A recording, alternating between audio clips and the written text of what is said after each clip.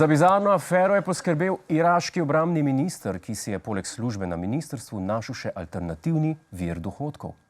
Najal Šamari je na Švedskem več let prejemal otroški dodatek in socialno podporo, čeprav je živel v Bagdadu. Minister se je na Švedsko preselil leta 2011, a se je kasneje vrnil v Irak. Švedska in njene severne sosede so sicer znane po visokih socialnih prejemkih. Na novico se je že odzvala iraška vlada in sporočila, da tak človek ne bo več minister za obrambo, ampak minister za delo, družino in socialne zadeve. Morda z tega področja nima diplome, ima pa izkušnje. Zdaj pa novica za vse, ki se prevažate z Audijem ali BMW-jem in se vam zdi, da še vedno pritegnete premalo pogledov. Direktor in soustanovitelj Tesle Elon Musk je na srečo izdelal avto ravno za vas. Trucks have been the same for a very long time. So I present to you the Cybertruck.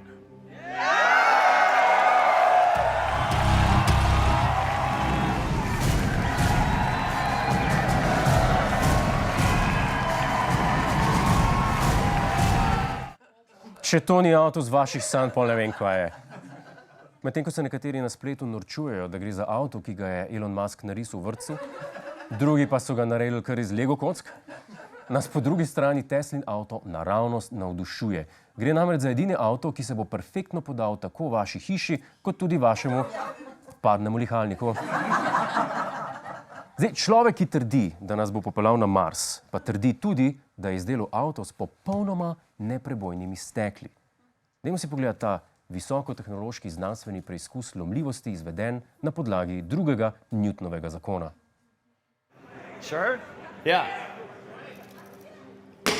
Oh my fucking God. Well, maybe that was a little too hard. Ok, očitno ne gremo na Mars. Zgleda se bomo oboževalci morali zadovoljiti zgolj s čokoladico. Za konec oddaje še dve kratki novici iz tehnologije. Nemška banka Deutsche Bank je presenetila z novico, da bo v prihodnjih letih kar 18.000 svojih zaposlenih zamenjala z roboti. Glede na to, da gre za delovna mesta, ki jih upravljajo Nemci, stranke naj ne bi opazile razlike. Tudi roboti bodo poskušali biti čim bolj natančni, tihi in brez čustev. Avstralske oblasti pa resno razmišljajo o uvedbi sistema za prepoznavo obraza, ki bo ljudem omogočil dostop do zaščitenih vsebin, med drugim tudi do pornografije. Po novem boste morali v Avstraliji za ogled pornografije pred kamero postaviti svojo glavo. Vendar opozarjamo, publika zgornjo. Hej, to je naš YouTube kanal, klikni na ta gumb in se naroči, da boš na tekočem.